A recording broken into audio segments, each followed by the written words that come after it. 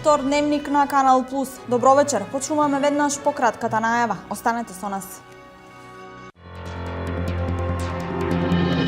Следната година активно ќе се работи на 24 регионални патишта и 7 автопати со вкупна должина од околу 600 километри. 2015 е најуспешната година на Министерството за транспорт и врски. Цевките од гасоводниот крак од Клечовце се поставени до штип. Се работи за владина инвестиција тешка 90 милиони евра, која на регионот му обезбедува користење на најефтиниот енергенс. Ноќеска околу полноќ пожар избувна во куќа во виничкото село Црн Врв. Како последица од гушење од чадот, животот го изгуби 77 годишната сопственичка на куќата.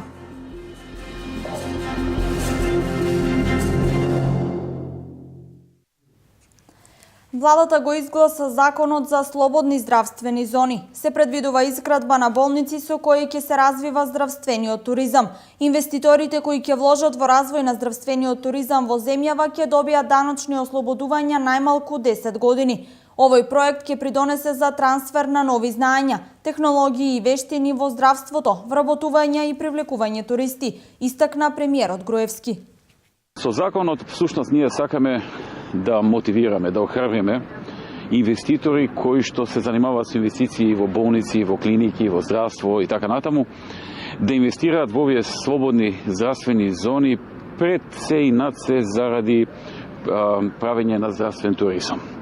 Имено, законот предвидува дека секој оној кој ќе изгради клиника, болница и слично во рамките на слободните здравствени зони ќе биде ослободен од данок на добивка 10 години, 10 години ќе биде ослободен од персонален данок на доход, а исто така 10 години ќе биде ослободен и од сите давачки за набавка на опрема, апарати, помошен медицински материјал, помагала медицински и слично. И на тој начин ќе му се даде дополнителна конкурентна ценовна предност во правец на тоа да развие здравствен туризам. Значи, во Македонија и онака цените на здравствените услуги се далеку пониски отколку во развиените западни држави, но со овие ослободувања дополнително се мотивираат потенцијалните инвеститори да изградат нови болници, а доколку пак изградат и универзитети во рамките на тие болници, односно медицински факултети, тогаш ослободувањето може да биде и до 15 години. Министерството за транспорт даде отчет за сработеното во 2015 година. 400 километри патишта се обновени. Почна изградбата на 13 магистрални патишта во должина од 167 километри. Следната година активно ќе се работи на 24 регионални патишта и 7 автопати, со вкупна должина од околу 600 километри. 2015-та е најуспешната година на Министерството за транспорт и врски, истакна министерот за транспорт и врски Владо Мисајловски. Почитувани, 2015 година ја посветив на реализација на големи проекти во патната и железничката инфраструктура. Достигнавме рекордна бројка на превезени патници низ двата аеродроми. Овозможивме нови авионски линии до европските метрополи. Овозможивме нови рокови за легализација на диво изградените објекти. Реализиравме голем број на проекти во комуналната сфера. Продолживме со изградба на згради за социјално ранливите категории на граѓани. Започнавме со уредување на плажи на Охридското, Преспанското и Доранското езеро. Изградивме пешачки патеки на Мавровското, Доранското и Беровското езеро. Спроведовме голем број на реформи и услуги со што ги олеснивме самите функционирање на транспортниот систем. Поведовме нови електронски алатки во делот на урбанистичкото планирање и уште многу други подпроекти и проекти што ќе придонесат за доброто на граѓаните кои ни ја дадоа довербата за ова што го работиме. Во делот на патната инфраструктура активно работиме на околу 400 км патна мрежа. Како никогаш досега истовремено работиме на изграда на 3 нови автопати, а воедно реконструираме и уште 2 автопатски делници во вкупна должина од 165 км. Или инвестиција околу 800 милиони евра. 2015 година ја завршуваме со вкупно завршени 34% од градежните работи. Од локалните големи проекти за одбележување е поставувањето на цевките на гасоводот од кракот Клечовце-Штип, кои дојдоа до Штип. Се работи за владина инвестиција за гасификација на Македонија тешка 90 милиони евра. Бројни се бенефитите кои се очекуваат од дотокот на газ во регионот, посебно за компаниите кои во голема мера ќе ги намалат сметките за енергија. Штип наскоро ќе стане дел од глобалниот проект на владата на Република Македонија за приклучување на Македонија на гасоводната мрежа. Имено, штипјани деновиве се сведоци на изградба на магистралниот гасовод од Клечовце до Штип, кој е во полнек, а гасоводната траса долга 61 км е речиси готова и на 1,5 км од Штип. Од Штип гасоводната линија продолжува во нова фаза која ќе го носи овој ефтин енергенс до Кавадарци, Прилеп и Битола. Тоа практично значи дека уште едно ветување на владата на Република Македонија, предводена од ВМРО ДПМН, го исполнува овој проект и докажува дека Македонија ќе ја стави на светската карта на земји чија економија може да доживее уште поголем поттик со користењето на овој енергенс и ќе отвори нови перспективи за Штип. За штипското стопанство, за стопанствениците, тоа ќе значи еден ефтин енергенс, намалени трошоци на производството, со што ќе се отворат и можности за нови вработувања и инвестиции. Гасот во Штип носи нови предизвици и економски поволности, но освен економските, секако овде си и еколошките, бидејќи е познато дека гасот е чист енергенс кој не ја загадува животната средина. Само ефтината енергија е еден предуслов да не инвестираме. Но уште поголем предуслов е таа да биде еколошка, да не загадува, да не контаминира. И лично мислам дека метанот како природен газ кој доаѓа од Сибир, од Русија, еве реално се пристигне во Штип, ќе значи голема придобивка пред се и за здравето на населението. Значи ќе имаме ефтин енергенс, ќе се имат интерес и стопанството, и приватните субјекти, ќе имаат и сите општествени институции, но пред се мислам дека ќе имаат граѓаните бидејќи ќе работиме да Штипи и понатаму остане на здрава животна средина, каде населението нема да биде експонирано на штетни гасови, и затоа мислам дека овој проект на владата на Република Македонија служува комплетни честитки и посебно морам да им честитам на изследувачите кои навистина градат по сите светски стандарди, се гради многу брзо, така да нема да ми изненади ако наредната година до крајот на годината стигнат и до Битола. Гасоводот во Штип значително ќе ги раздвижи и странските инвестиции, а со тоа ќе се зголеми и бројот на вработувања во тир зоната во Штип, каде веќе екзистираат неколку фабрики. Градоначалникот на општина Кочани Ратко Димитровски на последната седница на Советот се обрати пред советниците. Димитровски ги представи реализираните инфраструктурни проекти во текот на 2015 година, кои придонеле за осовременување на градот и подобрување на условите за живеење на кочанчани. Димитровски зборуваше и за идните проекти на општинската управа. Градоначалникот на општина Кочани Ратко Димитровски во своето обраќање пред членовите на Советот на општина Кочани ги сумираше резултатите од сработеното во годината која изминува, посебно на планот на инфраструктурните потреби и проблеми на граѓаните, со што се предонесе за осовременување на градот и населените места. Еден од нив, доста успешен, е проектот за реновирање и модернизација на системот за улично осветлување. Со него 2608 главно живини светилки во градот и делумно во селата се заменија со моментно најдобрата достапна технологија за осветлување во светот. На нови 90 на столбови во центарот на градот, во трговскиот центар и на важните сообраќајници додадовме дополнителни светилки за поголема осветленост на тие места. Поставивме нови 150 LED светилки на места каде што досега немаше никакво осветлување. Така, во моментот, на сите улици и патишта, јавни места и површини во Кочани, осветленоста е подобрена во просек за 50%, а потрошувачката на електрична енергија е намалена за повеќе од 60%. За изградбата на капитални проекти, меѓу кои секако најзначајно место има акумулацијата речење на Ризарска река, Димитровски истакна. Според тендерската документација, браната треба да биде издигната до 2021 година.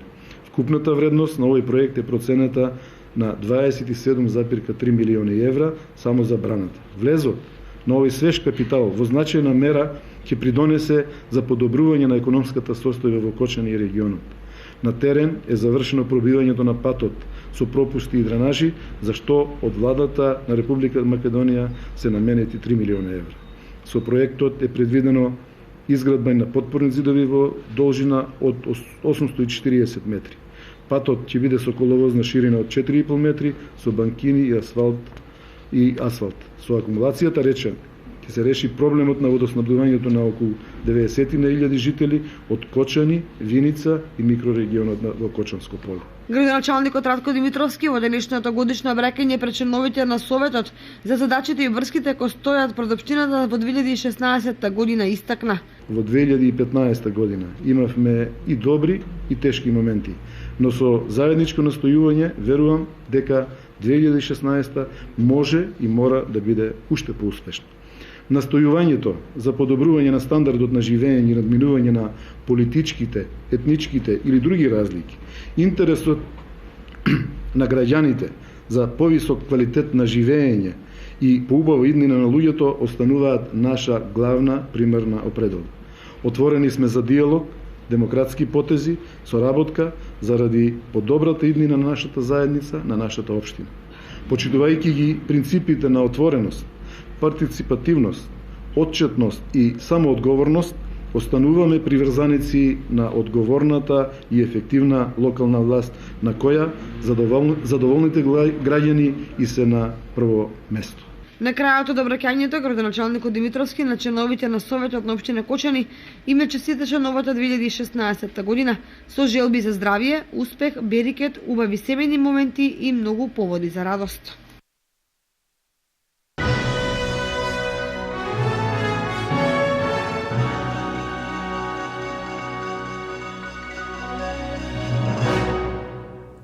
Градоначалниците на општините Берово и Пехчево најавија значајни проекти за реализација во 2016 година. Во Берово, меѓу другото, ќе се гради кружна раскрсница, додека во Пехчево најзначаен проект е електрификацијата на локалитетот Равна река. Она што за општините Кочани, Делчево и изградбата на Брана Речани и градска капела, тоа за општината Берово како приоритет ќе биде кружната раскрсница, како и изградбата на патот Берово-Абланица. Овие проекти како приоритет за 2016 беа потенцирани денес од страна на градоначалникот Драги Наџински. Проектот предвидува асфалтирање на коловозна конструкција со широчина од 3,5 метри, со вкупна површина од 2332 метри квадратни, асфалт, бетон АБ11 со дебелина од 5 см, под кој ќе се постави битуменизиран носив слој БНС 22 со дебелина од 7 см и тампонски слој со дробеник од 30 см.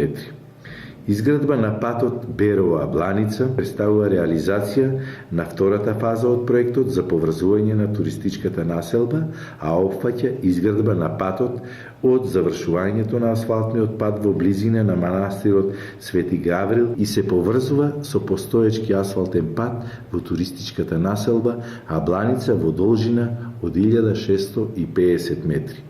Меѓу топ 3 проекти чија реализација е најавена за 2016 во Берово е изградбата и реконструкција на атмосферската и фекална канализација.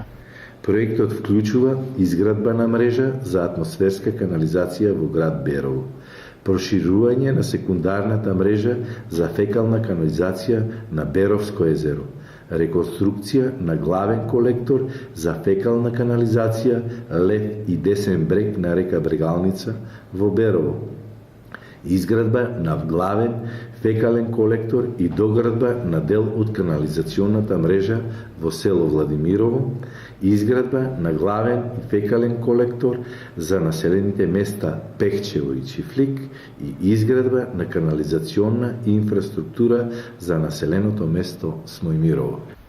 Во Пехчево пак како приоритет за решавање во 2016 градоначалникот Игор Поповски го најавува подобрувањето на патната инфраструктура, како и новата канализациона мрежа и електрификација на локалитетот Равна река. Улички, улици и тротоари во целата општина, значи ќе ги опфати сите села и Пехчево како град. Втор проект кој што е многу значајен и што ќе се случи во 2016 година е електрификација на туристичката населба Равна река. И трет проект, што исто така важен за граѓаните и за развој на туризмот, е канализација на туристичката населба Равна река.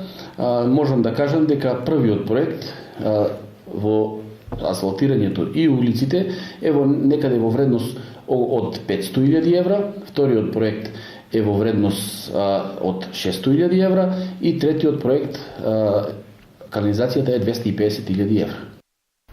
Освен топ 3 проекти кои ги најавија за 2016-та, во наредната година најавија и реализација на останатите помали проекти од витален интерес за граѓаните на најисточните општини. Пробиен е пристапниот пат до Брана Речена и до местноста Мегдан, каде се влеваат Бела и Црна река. Со ова е овозможена изградба на објектите на браната, која ќе акумулира 20 милиони метри кубни вода. Целосно е пробиен патот до местноста Мегдан, до местото каде што се влеваат Бела и Црна река, наменет за пристап и користење за изградба на браната Речени. Одговорните на градилиштето вела дека целосно е пробиена трасата до профилот каде ќе се гради насипната брана, со што се создадени предуслови за отпочнување на изградба на објектите кои ќе овозможат акумулирање на 20 милиони кубици вода. Во меѓувреме е распишан и тендерот за избор на градешна фирма која ќе го гради овој капитален објект, а процедурата за пријавување е отворена до 21 јануари 2016 година. Со овие активности веќе напролет се очекува позначителна градежна офанзива за реализација на проектот, вреден над 32 милиони евра. Започнувањето на градежните работи и на патот ги охрабри граѓаните кои потекнуваат од околните мала и села, дека браната ќе предонесе за подинамичен развој на овој најслабо развиен дел од општината. Министерството за земјоделство, шумарство и водостопанство го распиша огласот за изградба на браната Речени. Според тендерската документација, браната треба да биде издигната до 2021 година. Вкупната вредност на овој проект е проценета на околу 27,3 милиони евра. Влезот на овој свеж капитал во значајна мера ќе придонесе и за подобрување на економската состојба во Кочани и регионот. На терен е завршено пробивањето на патот со пропусти и дренажи, за што од владата на Република Македонија се наменија 3 милиони евра.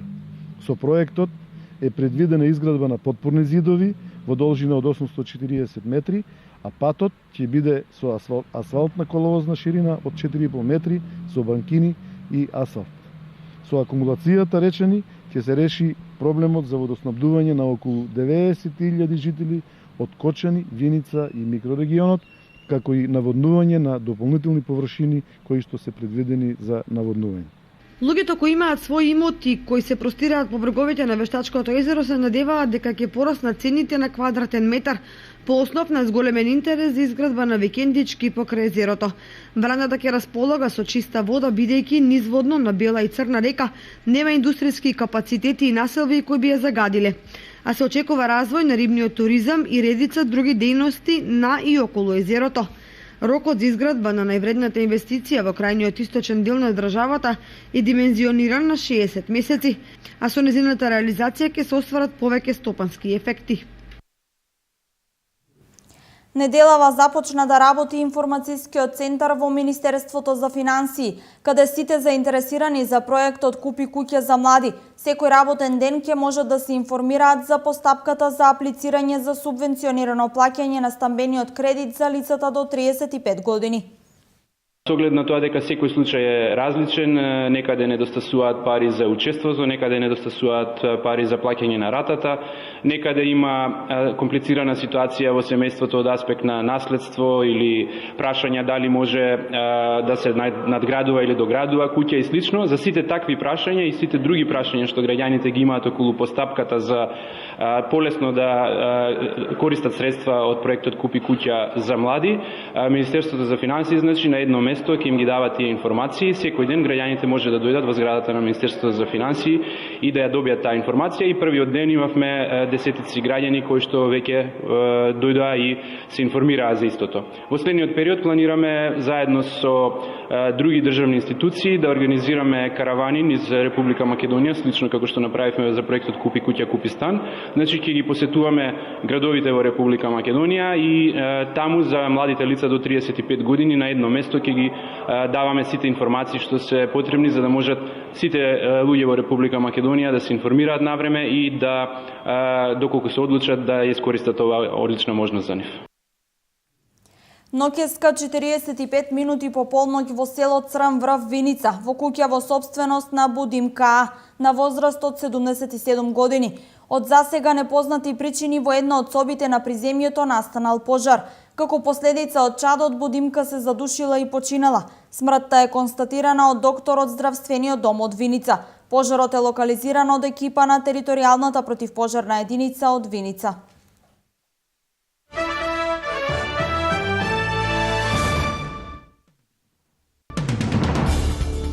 Јавниот дочек на новата година во Париз ќе биде организиран наспроти вонредната ситуација по неодамнешните терористички напади, но овој пат без спектакуларниот огномет, одлучија градските власти.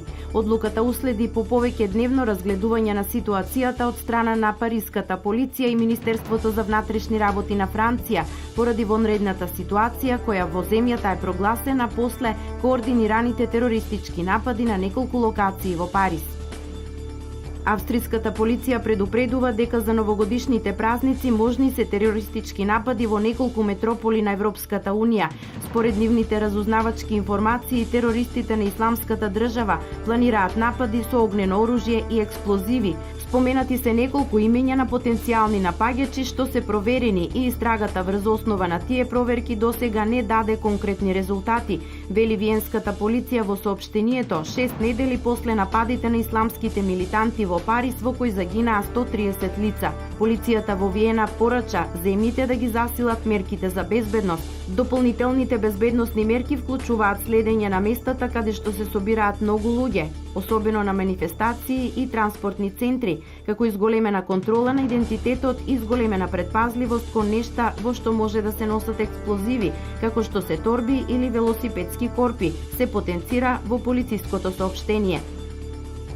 Социолозите од Левада центарот традиционално ги анкетираа русите за да ги одберат човекот на годината и жената на годината во Русија, пренесува Интерфакс.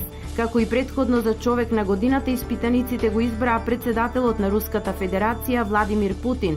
Анкетата беше спроведена од 18 до 21 декември 2015 на 1600 испитаници во 137 населени места во 48 региони на Руската Федерација. Меѓу другите, луѓе на годината се и министрите за надворешни работи на Русија Сергеј Лавров и за одбрана Сергеј Шојгу, премиерот на Руската Федерација Димитри Медведев и председателот на Белорусија Александар Лукашенко. Првото место во рейтингот за жена на годината го делат спикерот на Советот на Федерацијата Валентина Матвиенко и канцеларката на Германија Ангела Меркел. На листата се и пеачките Полина Гагарина и Ала Пугачова, како и председателката на Централната банка на Руската Федерација Елвира Набиулина.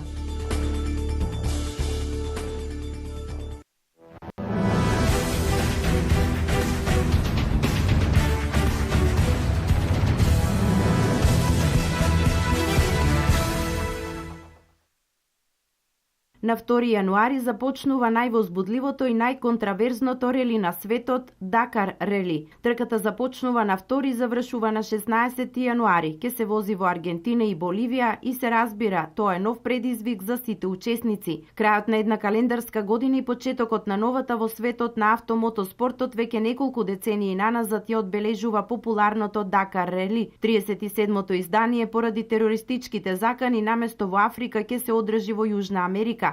Стартот и целта на Дакар рели 2016-та ќе биде во Аргентина. Караванот од главниот град Буенос Ајрес тргнува на вториот ден од новата година, пошто следи двонеделна авантура низ јужноамериканскиот континент со само еден ден одмор во селта на 10 јануари. Релито завршува на 16 јануари во Розарио. Тоа што е посебно интересно е дека над преварувачите вкупно 354 кои се досега пријавени, од кои 143 се моторциклисти, 46 квадрови, 110 екипажи на возила и 55 на камиони, овој пат ќе возат само во Боливија. Пред надпреварувачите и нивните тимови е патека низ тешки терени долга повеќе илјади километри, ќе се вози на големи температурни осцилации и промени на надморската височина.